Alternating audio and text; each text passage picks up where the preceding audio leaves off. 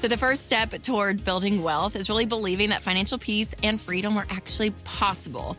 But it takes more than just that mindset to win with money. So today, I'm going to share with you my honest, maybe a little tough love advice to anyone out there that really wants some stability when it comes to their money. Now, make sure to subscribe to the channel and share this video with a friend. All right, number one. Remember, I'm talking about tough love here. Piece of advice. Get over yourself. That's right. So much of our ego, you guys, is attached to our decision making. I was talking to one of our writers the other day, and she was like, oh my gosh, my pride sabotaged me, because she went in, which I totally related to this like really fancy boutique. Everything was like $300 or more. And she had to exchange this Christmas gift that she got from a family member. And so she went and she was like, I felt so like Pretty Woman's, right? Where they're all just like looking at her. And she felt this like pressure to like buy stuff. And it was like this whole thing. And all because of our emotions and how we feel. And I know we have all been in situations where we feel that. But the problem is that type of emotion, even though that was like a one moment in this one store, can ripple through the way we spend our money, because we end up spending money just to impress people. And as the old quote says, spend money we don't have to impress people we don't even like. So listen, give yourself grace. We all can fall into this trap. But we got to get over ourselves, because if our ego drives all of our decision making, we'll probably end up broke for the rest of our lives. So put the ego aside. Now, also when it comes to spending your money, my second piece of advice is number 2, be an adult and budget.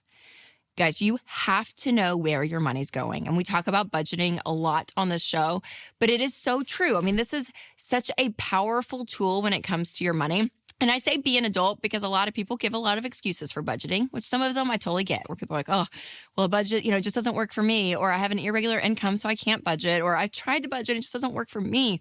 And a lot of excuses. But here's the deal. Anyone can budget. Does it take time?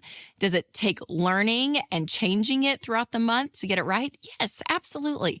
But to be an adult and say, hey, I'm going to have a plan with my money, and I'm actually going to follow my plan and not just let my money happen to me. And if you need a great budgeting tool, Everydollar is my favorite budgeting app. It's the one that I use. And so many people, millions of people now have downloaded it, which is amazing. And so make sure to check that out. I'll leave the link down below.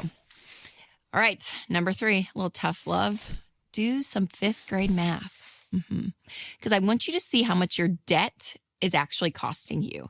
Now, I love to use our Ramsey investment calculator to really figure out if you are in debt, even minimum payments throughout your entire life, and instead of paying those to a bank, if you just had invested that for yourself, what it would be. So let's just take an example of a car payment. So on average, now new cars, their average car payment is like $700, you guys, kind of in that range. Used cars is around $500. So if you think about it, if you add 2 of those together per household, then you're paying $1,200 per month in car payments. So with a 10% rate of return, if you had not paid that $1,200 out to someone and instead invested it, and you did that every month starting at age 35 to age 65, you would have $2.7 million. Is that not crazy? But again, we're throwing our money away to car payments and instead of investing it. And you could do that with all different types of debt, because it's not only the payments that you're taking your income and paying, but it's also the interest on top, which basically is that penalty of borrowing money. And so it ends up being even more than that. So it is wild. You have to think about opportunity costs. If you're sending your money somewhere, then it's not being used for you. Now, I understand we're going to spend money and enjoy money. So you're not going to save every single penny or invest every single penny of your money. But I do want the bulk of your money working for you and not working for the bank.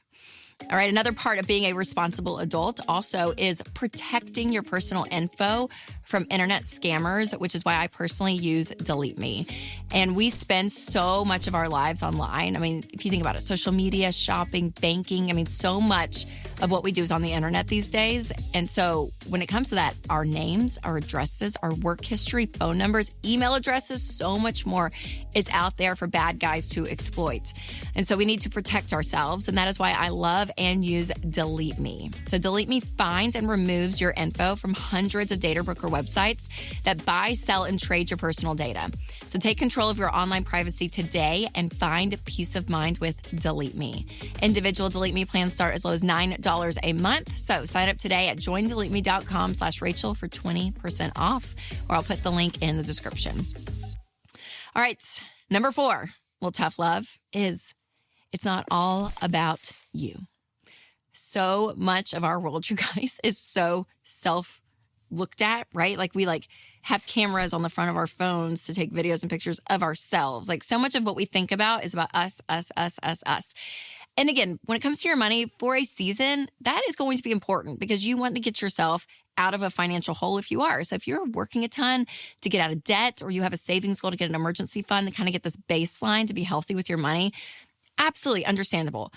But there is a point where for the rest of our lives, we can't just keep looking at ourselves, me, when it comes to our money. You actually want to look at other people, look at other situations, look at what's going on in the world. And when you do that, what ends up happening is you take your eyes from you up and around. And that is where generosity comes into play, because there is not this amount of money that's going to make you happy. There's not.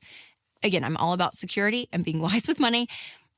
I think we're under this illusion that if I just had more, I would be okay and happier. When in fact, the research shows the opposite. Actually, when you give, the level of joy that you get from giving outlasts buying actual things for yourself. And so generosity is a big part of your financial picture. If you want a holistic, healthy life when it comes to your money, generosity has to be part of that.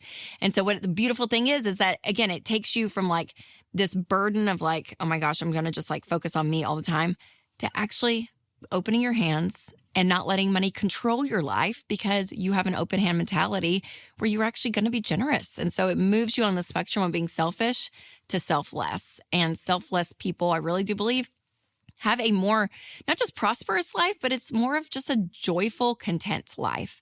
And so understanding that it's just not about us all the time, 24/7, is a part of your financial picture I want you to have. Now, financial peace, it can't exist really when you are trapped in debt, because it is exhausting and there's not a lot of peace that comes when you owe people a ton of money. So don't miss my episode on this topic, and it's called The Fastest Way to Pay Off Debt in 2025. You can click here to watch that, or I'll put a link down in the show notes if you're listening on podcast. All right, you guys, remember to take control of your money and create a life you love.